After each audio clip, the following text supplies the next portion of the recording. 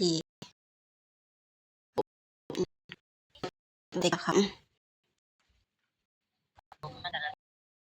อืม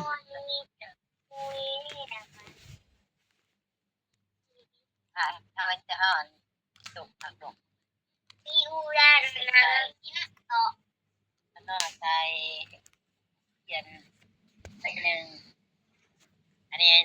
ผสมจืดก่อนมันยังบ้านนั้นจะสิซื้อข้าวเหนียวให้ต้มให้มัน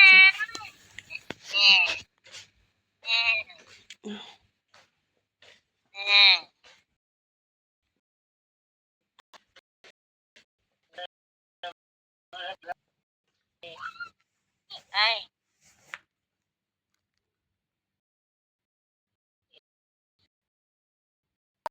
เสือเลยสักเสือหรอทางออก11 โมงที่หมด2 โมง11 โมงบร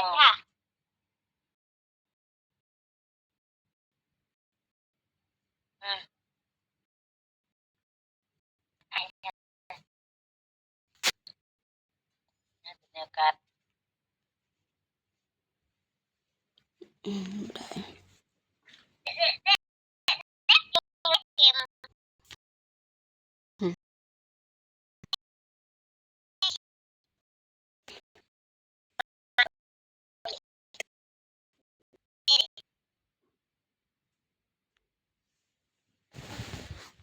ว้าวว้าวว้าวว้าวว้าว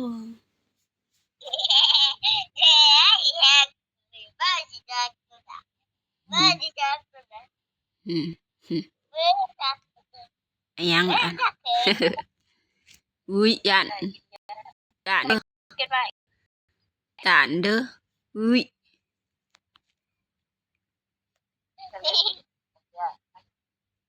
อืม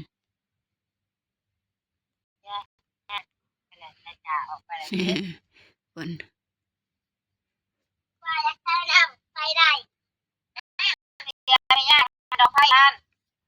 ปิดไผ่สิมืดก่อนแม่เปิดเพื่อจะไปสาไพ่พี่บ่างละชาคุณเนาะเนี่ยใบชาโทรศัพท์ ไปตากแดดมันแดดล่ะคนเนี่ยสิโดงตกแล้วยังมืดอยู่คึมพอดี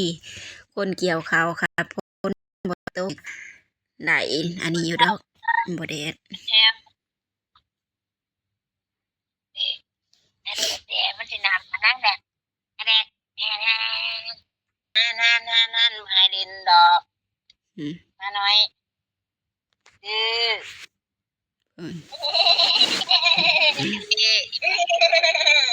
ปาก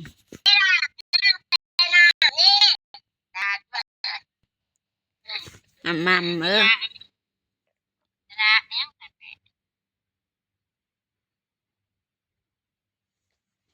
กินยายังกินข้าวยังบ่แซ่บตุกไม่นอนใส่ถ้ามันทันได้กินยามันก็ไม่ได้แก่ค่ะเมื่อได้กินมันก็เล่นบูไม่ต่อบู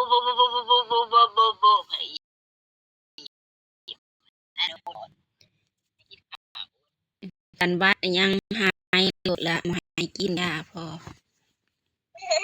มันเศร้าแล้วก็มาให้กิน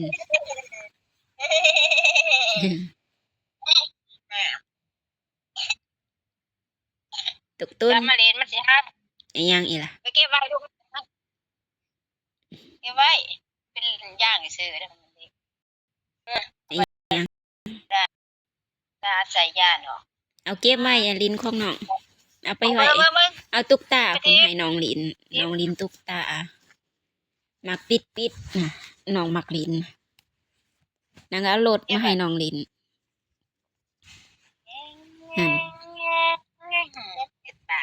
ปากใช้ได้ขาวได้ใช้เก่านี่ใช้เก่า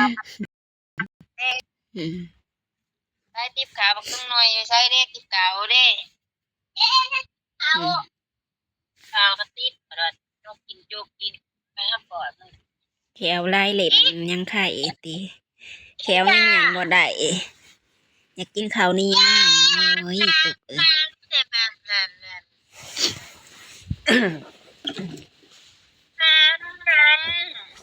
อย่างนี้จะกินเขา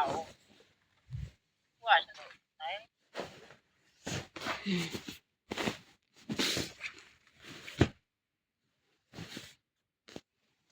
กระตุกน้อย อืมอืม ติ่นเดียวนั่น เอา อืม น้ำโอ้เห็นว่าเขาเห็นแม่ไปกับพ่อเปิ่นยำปลาน้ำมา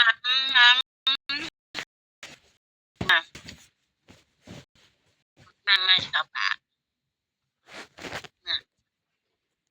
แม่แม่ อืม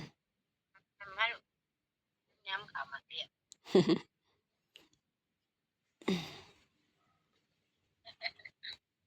มัมเก่าเด้อกินเก่าเด้อกินข้าวมัมเด้ออัน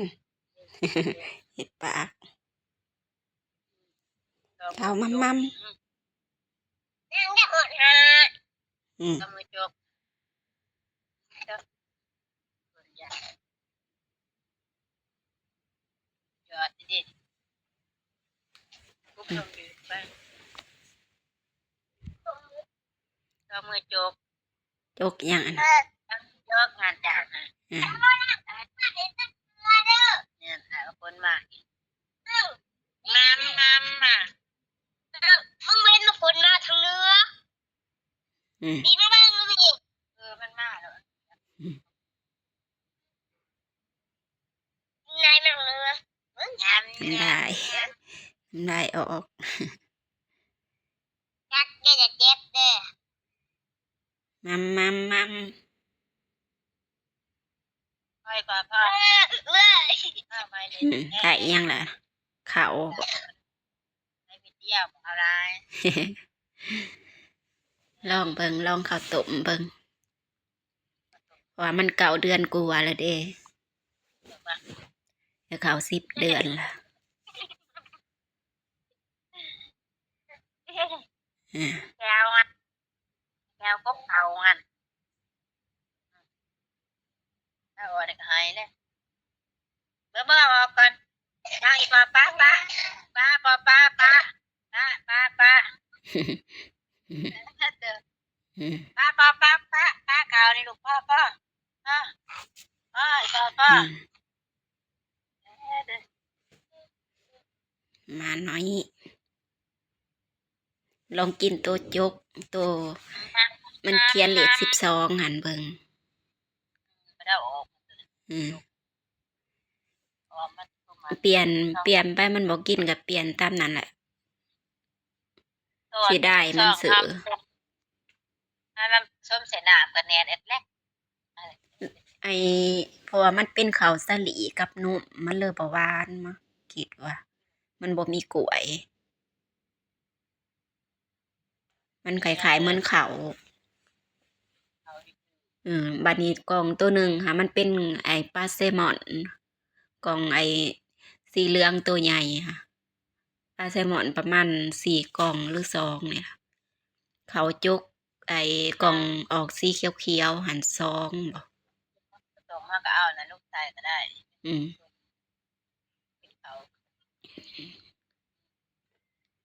พ่อนะพ่อเพิ่งอัดติดข่าวไว้ก่อนอัดติดข่าวก่อนไปลูกไปพ่อลูกพ่อ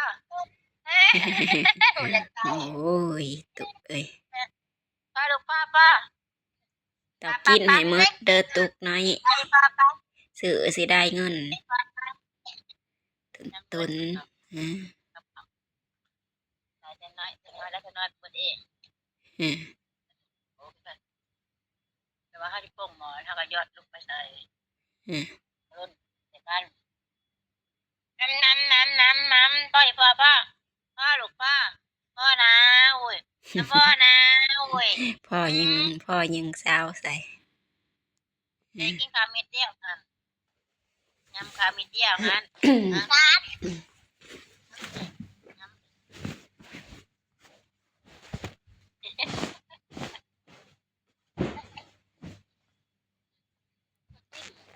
ไหน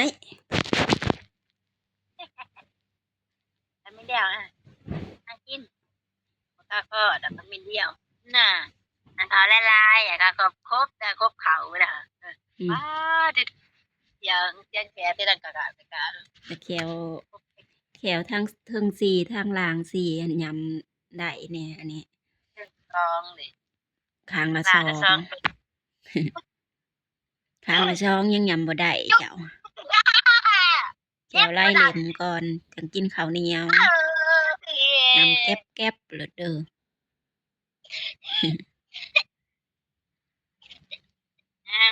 ตุกน้อย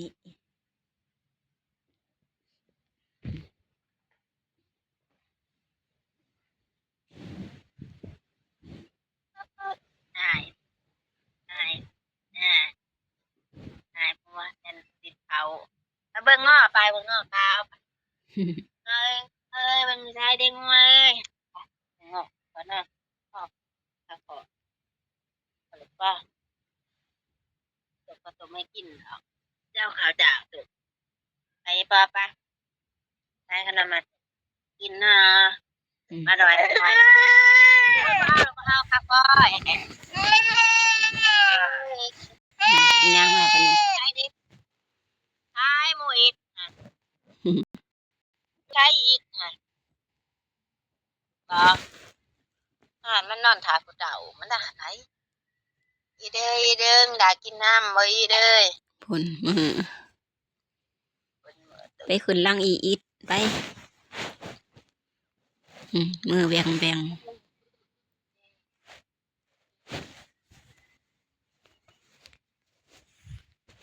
จริงจริงจริงนะจริงจริง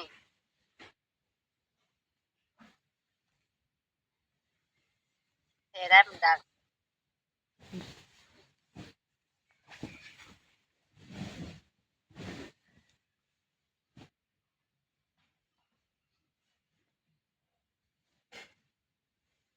ไอ้อิดดิอิดอิดอิดอิดอิดเด้อเด้อเด้อเอ้ยพอเป็นมาใจพอเป็นงานมันนอน เน็ดงาน งานบางทีงานมันร้ายมันก็บ่ได้รับยันเขาเอางานด่วน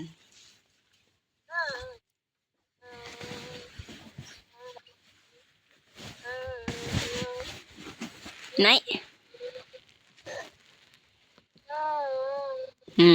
เป็นอย่างโดนมึงด่าได้โอ้ยเจ้าอันหลอน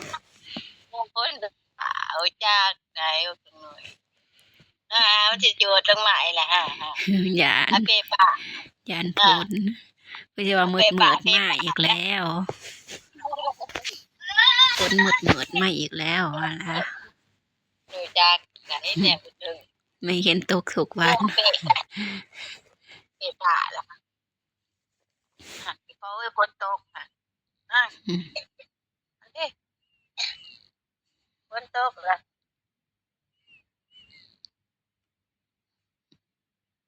มืดขึม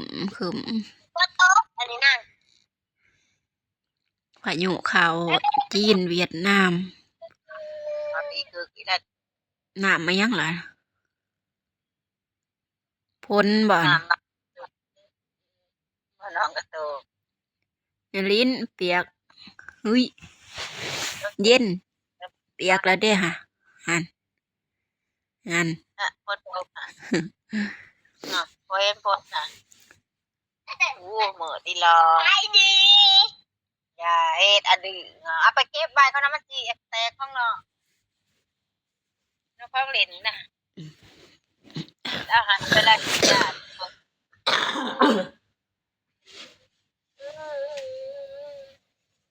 คนตกตกเปะ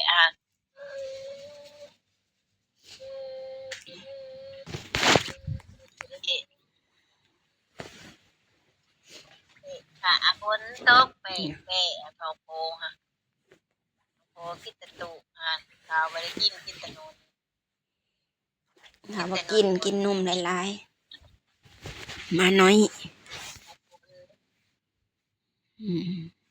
ปกติเด็กตอนมันมืดคืนเลยต้องปวด โอ้นมก็กินหน่อย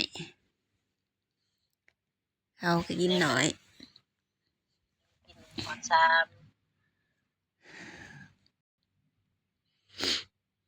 ขวดที่4หอดแจกยังไข่อยู่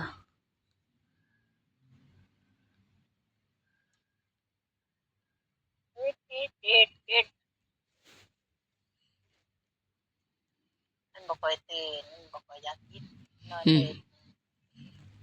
คือมันตื่นเลยกินเลยข้าวมันยังนอนตื่นเลยกินเลยจ้าแต่ยังนอนเลยเจ็บกินแหละนอนชั่วโมงแล้วชั่วโมงหนึ่งตื่นกินชั่วโมงกลัวมาเวลารับเหย้าก็เหย้าได้3 ชั่วโมง4 ชั่วโมง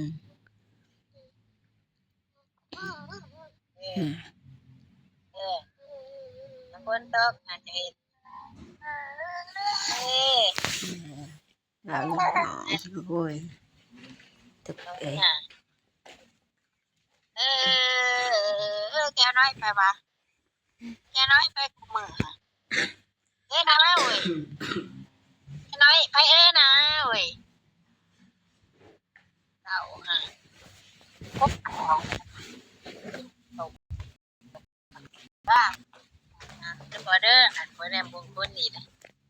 โอ้ยคนยกมาหาจังหน่อยกูบ้าแม่ของเกมเกม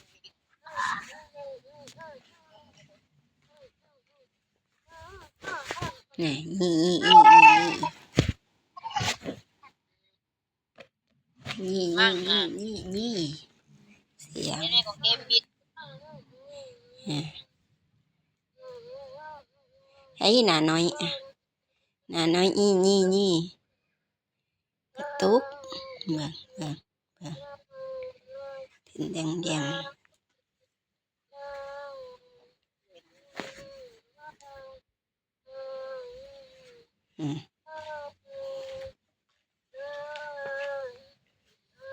มาเด้อ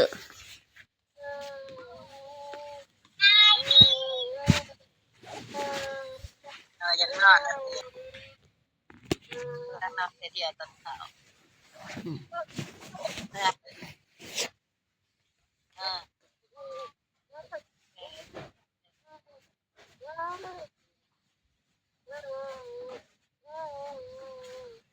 มาแต่กินน้ำ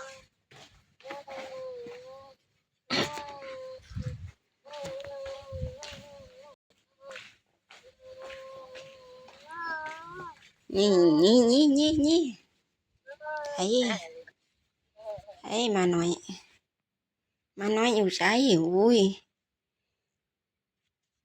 ตานมุ่นน้อยตุกตื่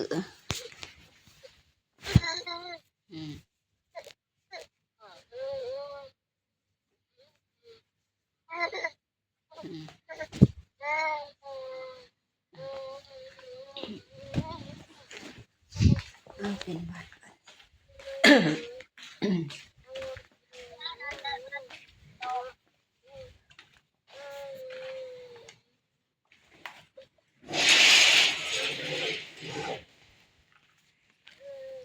ตุน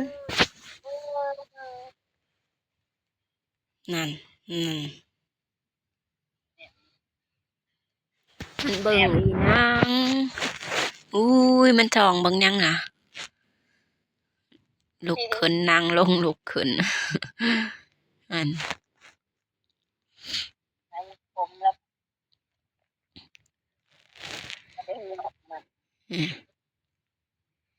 ไปใกล้หน่อยมานอนใกล้หน่อย